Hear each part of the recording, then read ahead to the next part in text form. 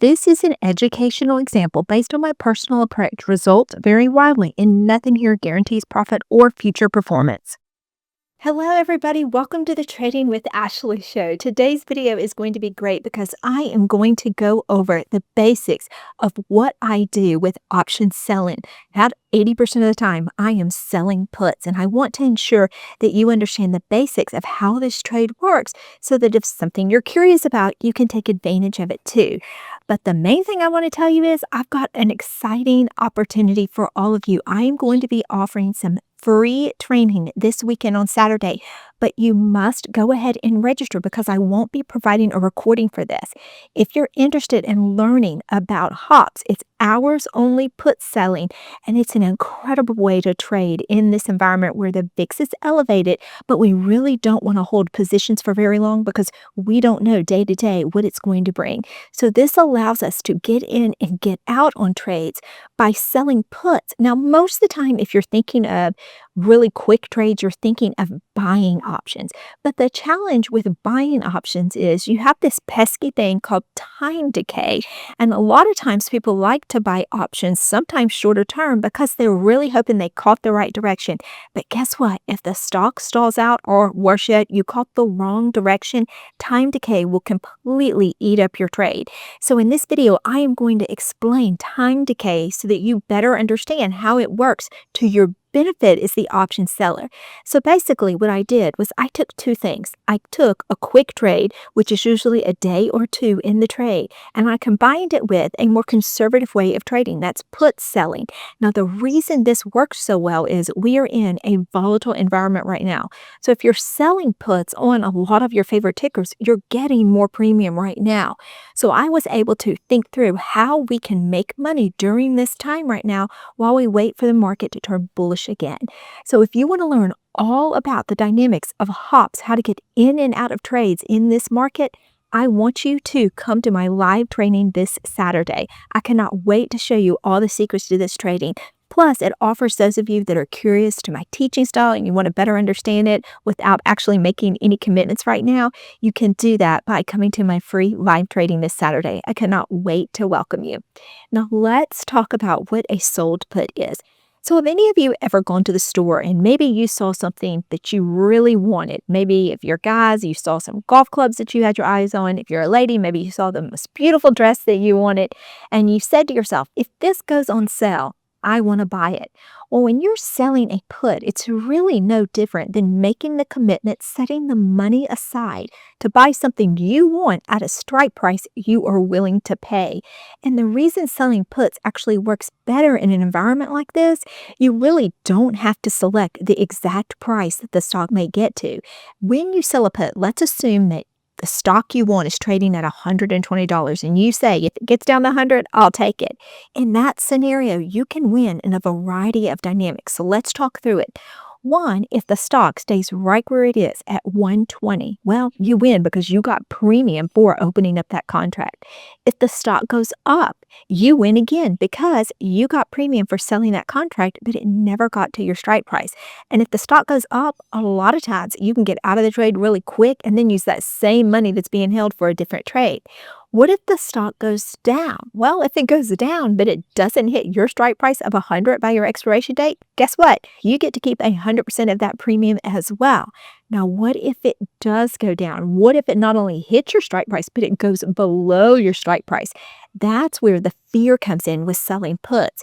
Well, I don't want you to be fearful of that because if you are looking for the right things on your trade, then getting assigned even below your strike price doesn't have to be the end of the world. If you know the right price to get in, then you can do really well in the price life cycle of that stock. The most money you're going to make when selling puts is when you're assigned the shares at a fair price and then you allow it to rise. Now, if you're assigned the shares at a fair price and it just keeps dropping, a lot of times you don't have to just sit in that trade and wait and worry. There's other things that you can do to go ahead and exit the trade and then redeploy that cash into other trades. Now, what if you're in some trades like some of us are in and you got assigned and it just kept going down? Well, that's an awful feeling, and a lot of times you do have to wait for recovery unless you want to lock in a loss. But even if you decide to lock in a loss, there's so many opportunities that come along every day in the market that you can redeploy that cash and usually make it back quicker than just waiting and wondering when it will go back up.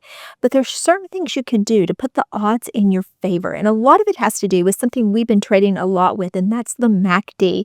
It's looking for the MACD crossover. Now, if you're going to be selling puts and you're going to be going out a week or longer, a lot of times I like to look for a positive crossover on the weekly MACD. That's something that's very important.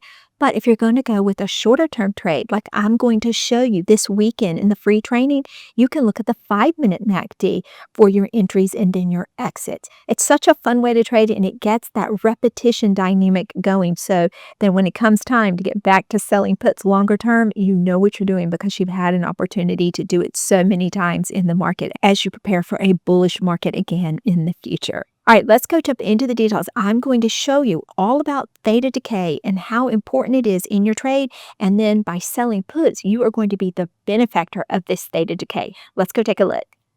Let's assume that you are bullish on a stock and you think the stock will go up. You can make money on that in one of two ways with options. One, you can buy a call option that will increase in value as the stock moves up. Or two, you can sell a put option. You can get premium for that. And if the stock goes up, you get to keep 100% of the premium. We're going to look at both scenarios and we're going to look at it with time decay so that you can better understand if you are going to be the receiver of time decay or if you're going to be the payer of time decay. For this example, we are going to look at the SPY. Currently, the SPY is trading at around 658. So you can see we are trading under the 200-day moving average. So if you are of the belief that the SPY is going to go up by the end of this week, then you would want to either buy a call on the SPY or you could potentially sell a put. Now, for this example, we are going to go at the money because it's easier to compare buying a call or selling a put. But here's where we're trading right here. So if you were going to do either of these, you are banking on the fact that the SPY is going to go higher than where we are today by the expiration date. 658 is where we currently sit. The first scenario is simply buying a call. You can see right here on Robinhood, buy call, and I'm selecting an expiration date that's 4 days from the current date. If you go with the strike price 658, which is considered at the money, and open it up, you can get a better idea of what time decay is. So if you look right here at theta, you see it says 0.83. When you're dealing with options, everything is multiplied by 100 to get the true value. So in this case, you can see that if you were to buy this call option as the option buyer, you are losing $83 a day for every day that you hold this option. Now our deltas on this, they're currently sitting at 0.53. The delta will not overcome the theta if the stock just sits still or barely moves up. So that's what you're fighting against when you buy a short-term option. Now, the reason that this is a popular choice, buying a call for traders, is it requires a lot less capital. You can see right here, it's $691 to go ahead and buy this option. So it would cost you $691 if you believe the SPY is going up and you want to buy this option. But again, remember, you're losing $83 a day at this point, and each day that we get closer to expiration, theta increases. So you are fighting the clock on taking profit on this trade. Now let's look at the trade selling a put. Here's my expiration date, same expiration date, and I'm going with the same strike price, $658. Well, you can see right here that theta is 81 cents per share. So as the option seller, I actually get $81 a day for every day that I hold this trade. Now you can see the delta here, and this is 46 cents. That's $46 for every dollar movement of the SPY. So as you can see on the delta, this is not quite as aggressive as the purchased call, but also the theta is in your pocket. So in this scenario, if you are to sell the put, you would need enough to assume 100 shares if it hit your strike price.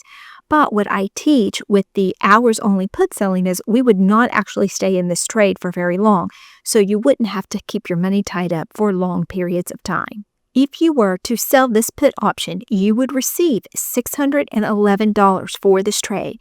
And again, with theta decaying every day, you would get to keep some of this just with the passage of time. Now, for you to win this trade 100%, on our expiration date, April the 10th, then the SPY would have to settle in above your strike price, which is $658. If it does, then you get to keep 100% of the $611, and then your money is released to you. Now, what you'll learn in the training that I'm going to go over with you this weekend, I am going to show you the optimum entry on a trade like this and how you would go ahead and get out of it, usually within a few hours, maybe a day or two, depending on what is happening in the market. That's going to give you the advantage to keep a lot of this $611, and time decay is going to work in your favor, but you won't carry a significant risk with the volatile market we're in right now. Now, when you send this to a ticket, let me explain what you're looking at. You've agreed to sell the put, meaning you'd buy the shares at this level. If you look down here, you can see that the max profit you'll get is $610. But what scares people is the way that they list the max loss. So let me explain what you're looking at. Because it's requiring $65,000 to put on this trade, it's showing that that's the max loss. But that would only happen if you were assigned these shares at $658 and then the SPY went to zero. That scenario is highly unlikely. More than likely, what would happen is if you were assigned these shares, you would just have to hold on to them until the SPY went up again, and then you could sell covered calls. But this is not explained very well right here, and so this intimidates a lot of traders, and they will shy away from selling a put, wanting to be responsible and not risk losing $65,000 to make $610. But now that you understand that the way this works, hopefully it gives you a little bit more comfort level. Now you can see right here, it's showing you that the break even is $651. And what that means is if you were assigned at $658, because you received over $600 in premium, your break even now is lower because they're giving you credit for the premium that you received. Now, if you want to just play around with the different scenarios, you can move this slider right here and it will show you based on the movement of the SPY how much you will win or lose if you exit this trade before your expiration date. I hope that inspires you and now you're ready to potentially go sell your first put. If you want to learn all about put selling in a shorter time frame, please be sure to sign up for this weekend. I cannot wait to personally meet you and teach you how to do hops, hours only put selling. Remember, if you're with me, trading with Ashley, there is no trader left behind. Now, I did a lot of research on some stocks that a particular senator was really bullish on. I'm going to leave that video for you right here.